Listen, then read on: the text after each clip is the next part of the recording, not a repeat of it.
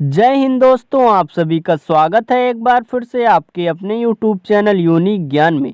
आज हम BA, BSc, BCom तीनों के थर्ड सेमेस्टर में काम आने वाले को कैरिकुलर एक्टिविटीज़ के human values and environment studies के सबसे महत्वपूर्ण प्रश्न देखेंगे, जो कि बहुत ही ज़्यादा महत्वपूर्ण है। और ऐसा उम्मीद है कि यही प्रश्न आपको सीधे सीधे देखने को पेपर में मिल जाएगा। तो जो भी चैनल पर नए हों वह चैनल सब्सक्राइब कर लें, जिससे आने वाली वीडियोज़ उन्हें प्राप्त हो सकें और चैनल पर बने रहें। तो चलिए देखते हैं हमारा पहला प्रश्न क्या है। पहला प्रश्न है हमारा, मूल्य वे आदर्श, विश्वास या मानक हैं जिन्हें समाज या समाज के अधिकांश सदस्य ग्रहण किए होते हैं। यह परिभाषा किसने दी है? यह परिभाषा जॉन जे केन ने दी हुई है। दूसरा हमारा प्रश्न है, मूल्य शब्द किस भाषा के वैलियर से बना हुआ है? यह लैटिन भाषा के वैलियर से बना हुआ है। इसमें जो हाईलाइट है वही आंसर इसका सही होगा। तो चलिए आगे देखते हैं कि समाज की समस्त ऐसी इच्छाएं या अभिलाषाएं मूल्य कही जाती हैं जो कि अनुबंधन की प्रक्रिया द्वारा व्यक्ति में अंतर्निहित हो जाती हैं, जो कि समाजीकरण की प्रक्रिया द्वारा उस व्यक्ति की प्राथमिकताओं, रुचियों, महत्वाकांक्षाओं के रूप में प्रकट होती हैं। उक्त विचार निम्न में से किसका है? यह विचार राधा कमल मुखर्जी जी का है। अगला प्रश्न हमारा है कि मूल्य प्रेरणाओं के विशिष्ट पहलू हैं। मूल्य जो हैं वह प्रेरणाओं के विशिष्ट पहलू हैं जो कि मानवीकृत संस्कृति की झलक देते हैं। ये एकाएक किसी पारिस्थितिकी आवश्यकताओं की संतुष्टि के लिए आधार पर प्राप्त नहीं किए जा सकते हैं। मूल्य हमेशा शाब्दिक एवं प्रेरक व्यवहारों में दृष्टिगोचर होते हैं तथा व्यक्ति को क्या करना चाहिए या क्या नहीं करना चाहिए का ज्ञान कराते हैं। उक्त विचार निम्न में से किसका है? तो यह विचार जो है वो क्लूकॉन जी का है। अगला प्रश्न हमारा है, किसी व्यक्ति के लिए वे रुचिकर वस्तुएं मूल्य कही जाती हैं जिनके आधार पर व्यक्ति की रुचि एवं वस्तु में एक संबंध स्थापित हो जाता है। उक्त विचार यह किसका है? यह विचार न्यासी जी का है। क्या विचार है? किसी व्यक्ति के लिए वे रुचिकर वस्तुएं मूल्य कही जा सकती हैं जिनके आधार पर व्यक्ति की रुचि एवं वस्तु में एक संबंध स्थापित हो जाता है। अगला प्रश्न हमारा है, मूल्य नियामक मापदंड है जिनके आधार पर व्यक्तियों की चुनाव प्रक्रिया प्रभावित होती है तथा अपने प्रत्यक्षीकरण के अनुरूप विभिन्न क्रियाओं का चुनाव करते हैं। यह विचार किसका है? यह विचार फ्लिंक जी का है। बहुत ही महत्वपूर्ण प्रश्न है। ये सब आप बहुत ही ध्यान से बस सुनते रहिए। अगर आपके प्रश्न में देखने को पेपर में मिल जाता है तो आप देखते ही अगर आप ध्यान से सुने रहेंगे तो आपको आंसर याद आ जाएगा। अगला प्रश्न हमारा है कि जीवन के लक्ष्यों एवं जीवन प्रक्रिया के प्रति प्राथमिकता रखते हैं बजाय किसी विशिष्ट कार्य के प्रति रुचि रखने के। उक्त विचार निम्न में से किसका है? यह ननुली का है। सर्वप्रथम हम सबके विचारों को देखेंगे, किसके क्या विचार है मानव मूल्य और पर्यावरण अध्ययन के बारे में। उसके पश्चात इसके महत्वपूर्ण जो और प्रश्न हैं उनको भी साथ ही साथ देखेंगे। मानव मूल्य की प्रकृति में निम्न में से कौन सा तत्व शामिल है? मूल्य की आधारशिला विश्वास होती है। मूल्य एक शाश्वत वस्तु है जो व्यक्ति या वस्तु में अंतर्निहित होती है। मूल्य हमारे व्यवहार एवं चाल चलन के उत्पादन की व्याख्या करता है। यह सभी सही है। अगला प्रश्न हमारा है कि मूल्य आदर्श, विश्वास या मानदंड है जो समाज या समाज के सदस्यों के बड़े बहुमत के रूप में है। यह कथन निम्न में से किसका है? यह जॉन जे केन का है। अगला हमारा प्रश्न है, नैतिक विकास एक संयुक्त घटना है। नैतिक विकास एक संयुक्त घटना है, न कि पृथक पृथक प्रक्रिया। उक्त विचार निम्न में से किसका है? यह बर्टोन जी का है।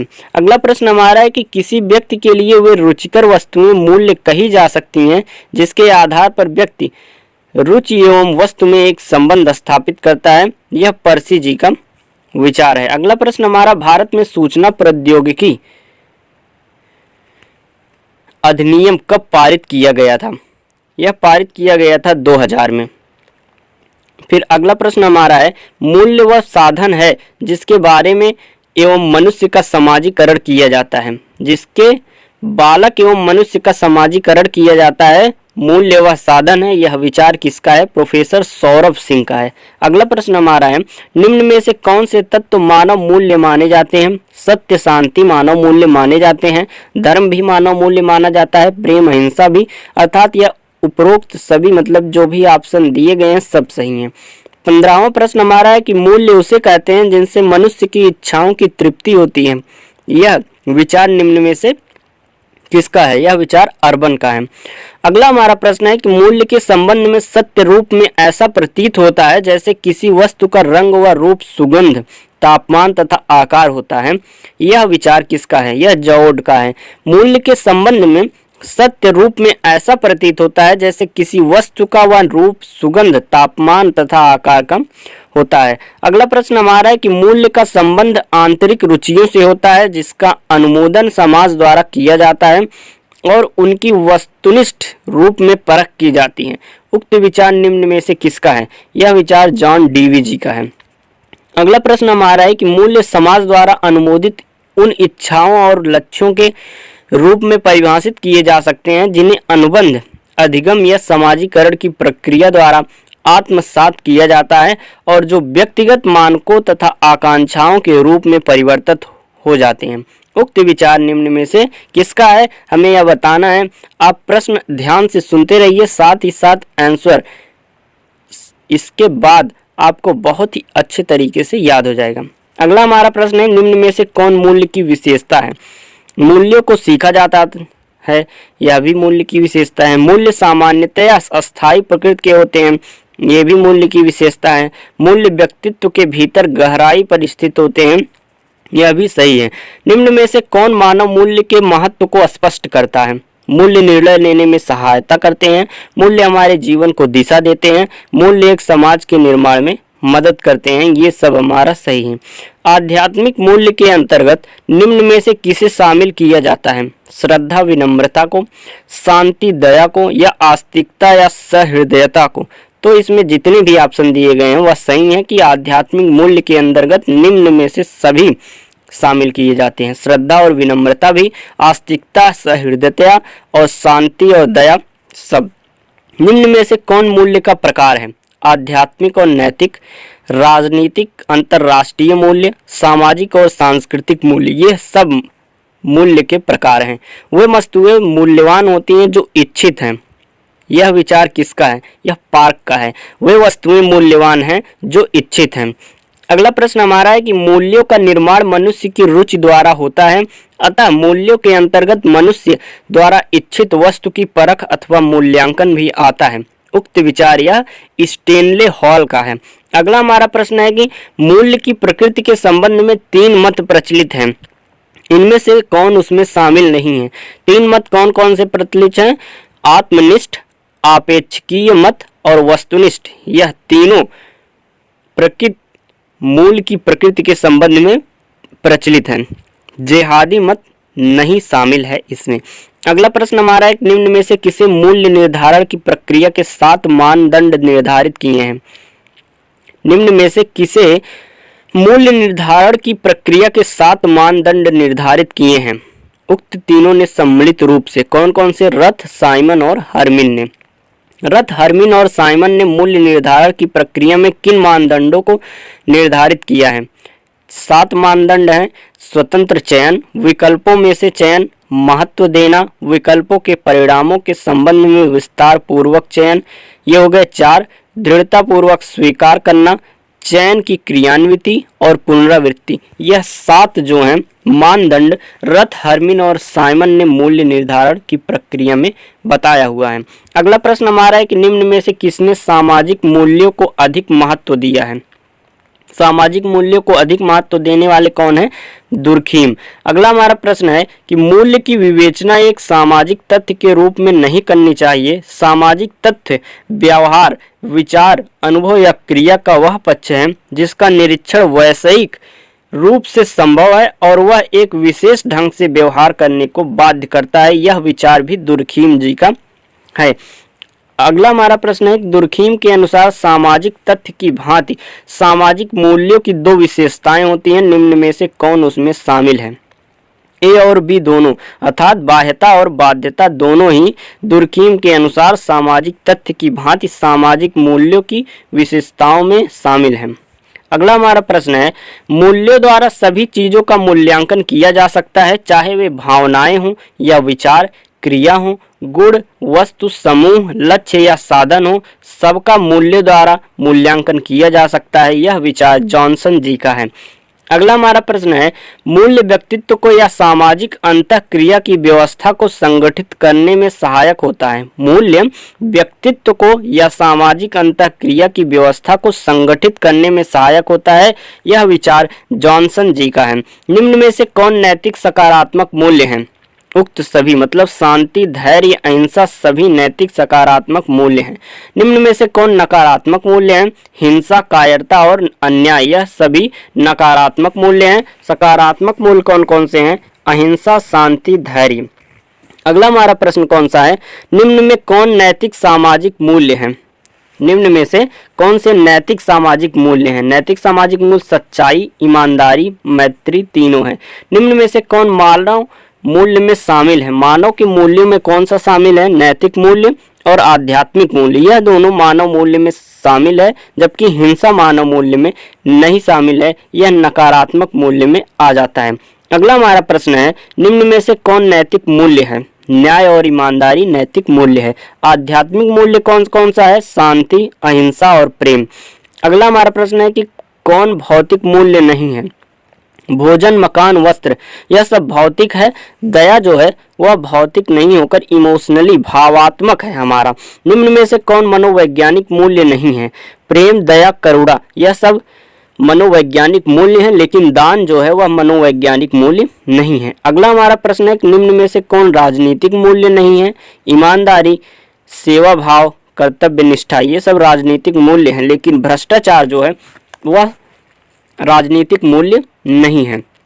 निम्न में से कौन न्यायिक मूल्य नहीं है? सत्यनिष्ठा, संविधान सम्मत, निष्पक्षता, ये सब न्यायिक मूल्य हैं। घूसखोरी जो है वह न्यायिक मूल्य नहीं है। निम्न में से कौन सा व्यावसायिक मूल्य है? व्यावसायिक मूल्य जिम्मेदारी, सत्यनिष्ठा, जवाबदेही तीनों ही व्यावसायिक मूल्य हैं। अगला हमारा प्रश्न है, मूल्य वह चारित्रिक विशेषता है जो मनोवैज्ञानिक, सामाजिक, सौंदर्य बोध की दृष्टि से महत्वपूर्ण मानी जाती है। लगभग सभी विचार मूल्यों के अभीष्ट चरित्र को स्वीकार करते हैं। उक्त विचार यह किसका है? सीवी गुड जी का है। अगला प्रश्न हमारा है, मूल्य एक मानव विश्वास है जिसके आधार पर मनुष्य वरीयता प्रदान करते हुए कार्य करता है। उक्त विचार निम्न में से आलपोर्ट जी का है। अगला प्रश्न हमारा है कि मूल्य आधार सौंदर्य, कुशलता या महत्व के मापदंड हैं जिनका लोग समर्थन करते हैं और जिनके साथ वे जीते हैं, जिन्हें वे कायम रखते हैं। यह किसका विचार है? जैक आर फ्रैंकल का। क्या विचार है? मूल्य आधार सौंदर्य, कुशलता या महत्व के मापदंड हैं जिनका लोग समर्थन करते हैं और जिनके साथ वे जीते हैं, जिन्हें वे कायम रखते हैं। यह जैक और फ्रैंकल का विचार है। अगला प्रश्न हमारा है कि कोई भी व्यवसाय स्वयं नहीं चलता, चाहे वह संयोग की स्थिति में ही क्यों न हो, वह स्वयं नहीं चलता है। यह विचार एडविन एम रॉबिन्सन जी का है। अगला हमारा प्रश्न है कि गति या जीवन प्रदान करने वाला तत्व प्रबंध ही, जिसके बिना उत्पादन के साधन केवल साधन मात्र ही रह जाते हैं, कभी उत्पादन नहीं बन पाते हैं। यह कथन किसका है? यह कथन पीटर एफ ड्रकर जी का है। क्या कथन? गति या जीवन प्रदान करने वाला तत्व प्रबंध ही है, जिसके बिना उत्पादन के साधन केवल साधन मात्र ही रह जाते हैं, कभी उत्पादन नहीं बन पाते हैं। यह पीटर एफ ड्रकर जी की युक्ति है, कथन है। अगला हमारा प्रश्न है, प्रबंध व्यवसाय संगठन रूपी शरीर का मस्तिष्क है, उसकी जीवनदायिनी शक्ति है। यह कथन किसका है? आलवीर सेल्डन जी का है। अगला हमारा प्रश्न है कि प्रबंध का अर्थ पूर्वानुमान लगाना, संगठन करना, निर्देश देना, समन्वय व नियंत्रण करने से है। यह कथन किसका है? फेयोल जी का है। प्रबंध व्यक्तियों के विकास में संबंधित है, ना कि वस्तुओं के निर्देशन में। प्रबंध जो है वह व्यक्तियों के विकास के से संबंधित है, ना कि वस्तुओं के निर्देशन में। यह लॉरेंस ए एप्पले जी से के कथन है। कौन सा कार्य प्रबंध का कार्य नहीं है? नियोजन, नियुक्तिकरण और नियंत्रण, यह सब प्रबंध का कार्य है, जबकि सहयोग जो है वह प्रबंध का कार्य नहीं है। प्रबंध एक है क्या? कला और विज्ञान दोनों है। प्रबंध क्या है? कला और विज्ञान दोनों। निम्न में से कौन सा प्रबंध का उद्देश्य नहीं है? निम्न में से कौन सा प्रबंध का उद्देश्य नहीं है? प्रबंध का उद्देश्य रोजगार उपलब्ध कराना होता है, संगठन का विकास होता है, लाभ अर्जित करना होता है, लेकिन नीति निर्धारण करना नहीं होता है। नीति निर्धारण कार्य है उच्च स्तर प्रबंध का, समन्वय है प्रबंध का सार है। समन्वय का अर्थ क्या होता है? प्रबंध का सार। प्रबंध का प्रथम कार्य क्या होता है? प्रबंध का प्रथम कार्य नियोजन होता है। अगला हमारा प्रश्न है, प्रबंधक वह व्यक्ति होता है जो दूसरों का करता है। क्या? प्रबंध करता है। किसी भी चीज का प्रबंध करने वाला ही प्रबंधक करता है कहलाता है। प्रबंध एक व्यवस्था है, गतिशील व्यवस्था। कैसी व्यवस्था है? प्रबंध गतिशील व्यवस्था। दूसरे व्यक्तियों से कार्य कराने की युक्ति है प्रबंध। दूसरे व्यक्ति से अगर हम कार्य करा लेते हैं तो उसके द्वारा प्रबंध किया जाता है, तभी हम यह कार्य करा पाते हैं। अगला हमारा प्रश्न क्या है? प्रबंध के संगठनात्मक उद्देश्यों में शामिल किया जाता है। संगठनात्मक उद्देश्य में जीवित रहना भी शामिल होता है, लाभ और विकास तीनों शामिल रहते हैं प्रबंध के संगठनात्मक उद्देश्य में। प्रबंध एक शक्ति है, अदृश्य शक्ति है। प्रबंध विज्ञान के किस रूप में है? यह सरल विज्ञान के रूप में है। अगला हमारा प्रश्न है कि प्रबंध की सामाजिक उत्तरदायित्व की प्रकृति में लागू होता है विक्रेता की सावधानी का नियम। प्रबंध की सामाजिक उत्तरदायी की प्रकृति में विक्रेता की सावधानी का नियम लागू होता है। अगला हमारा प्रश्न है कि प्रबंध की आवश्यकता होती है। कब प्रबंध की आवश्यकता होती है? प्रत्येक समय हमें प्रबंध की आवश्यकता होती है। अगला हमारा प्रश्न है कि भारत की प्रगति की धीमी गति का प्रमुख कारण क्या है? भारत की जो प्रगति है उसकी धीमी गति का प्रमुख कारण कुशल प्रबंध है। अगला हमारा प्रश्न है, प्रबंध किसका नौकर है? प्रबंध जो है वह प्रशासन का नौकर है। प्रबंध कला है स्वयं काम करने एवं दूसरों के काम लेने दोनों की। अगर हम दूसरों का कार्य करते हैं तो भी हम प्रबंध के द्वारा ही करते हैं, और अगर हम दूसरों से काम करवाते हैं वह भी प्रबंध के अंतर्गत ही आता है। प्रबंध की शुरुआत कहाँ से होता है? संगठन से, निर्देशन से, नियुक्तिकरण से। इनमें से किसी से भी प्रबंध की शुरुआत नहीं होती है। प्रबंध की शुरुआत होती है नियोजन से, हमने ऊपर ही बताया था। अगला प्रश्न हमारा है कि प्रबंध चलने वाली प्रक्रिया है, एक निरंतर अर्थात गतिशील प्रक्रिया है प्रबंध। ऊपर एक प्रश्न था, प्रबंध के कितने स्तर होते हैं? प्रबंध के 3 स्तर होते हैं। निम्न में से कौन प्रबंध के स्तर नहीं है? मुख्य स्तर जो है वह प्रबंध का स्तर नहीं है। प्रबंध के स्तर निम्न स्तर, उच्च स्तर और मध्य स्तर होते हैं। अगला हमारा प्रश्न है कि भारत में राष्ट्रीय साइबर सुरक्षा नीति किस वर्ष अस्तित्व में आई थी? 2013 में। अगला हमारा प्रश्न है कि प्रबंध का सार है, यह स्टाफिंग कहलाता है। प्रबंध का सार क्या कहलाता है? स्टाफिंग। प्रबंध उत्तरदायित्व का हस्तांतरण है क्योंकि इसमें मशीन शामिल है। अगला हमारा प्रश्न है कि उच्च स्तरीय प्रबंधक नियोजन पर अपने समय का भाग व्यय करता है 35%। भारत में प्रबंध है आवश्यक। स्वामी विवेकानंद का पूर्ववर्ती नाम क्या था? नरेंद्र नाथ दत्त। स्वामी विवेकानंद के संबंध में इनमें से कौन सा कथन सही है? स्वामी जी के पिता एक विख्यात अध्यापक थे, गलत। स्वामी जी के पूर्वज बहुत गरीब एवं पढ़े लिखे नहीं थे, गलत। स्वामी जी के दादाजी अच्छे संगीतज्ञ थे, यह भी गलत। स्वामी जी के दादा ने 25 वर्ष की उम्र में संन्यास ले लिया था, यह भी सही आंसर यही हो जाएगा। अगला हमारा प्रश्न है कि स्वामी जी के जन्म की तारीख निम्न में से क्या थी? स्वामी विवेकानंद के जन्म की तारीख 12 जनवरी 1863 है। जिस दिन स्वामी जी का जन्म हुआ उस दिन कौन सी तिथि थी? उस दिन मकर संक्रांति थी। अगला प्रश्न हमारा है कि स्वामी विवेकानंद के पिता आर्थिक दृष्टि से संपन्न और सामाजिक दृष्टि से प्रतिष्ठित थे। यह उपर्युक्त कथन पूर्ण सत्य है। स्वामी जी के पिता जो हैं वह आर्थिक दृष्टि से संपन्न थे और सामाजिक दृष्टि से प्रतिष्ठित व्यक्ति थे। स्वामी जी का जन्म 12 जनवरी 1863 को कब हुआ था? प्रातः काल सूर्योदय के समय स्वामी जी का जन्म 12 जनवरी 1863 को हुआ था और उस दिन मकर संक्रांति थी। स्वामी जी की मां भुवनेश्वरी देवी बहुत धर्मपरायण महिला थी। उन्होंने पुत्र की प्राप्ति के लिए निम्न में से किस देवता की आराधना की थी? उन्होंने भगवान शंकर की आराधना की थी पुत्र प्राप्ति के लिए। स्वामी जी की मां का क्या नाम था? भुवनेश्वरी देवी। अगला हमारा प्रश्न है कि बालक नरेंद्र नाथ की शिक्षा दीक्षा किस उम्र में प्रारंभ की गई थी? 5 वर्ष की उम्र में की गई थी। स्वामी जी के बारे में निम्न में से कौन सा कथन असत्य है। बालक नरेंद्र को प्रारंभ से ही क्रिकेट खेलने में बड़ी रुचि थी, यह बात असत्य है। और नरेंद्र किसके बचपन का नाम था, यह आप लोग जान लीजिए। स्वामी विवेकानंद जी के बचपन का क्या नाम था, नरेंद्र नाम था। अगला हमारा प्रश्न है, बालक नरेंद्र नाथ की मां भुवनेश्वरी देवी बाल्यावस्था में उन्हें रामायण और महाभारत के कथा प्रसंग सुनाया करती थी।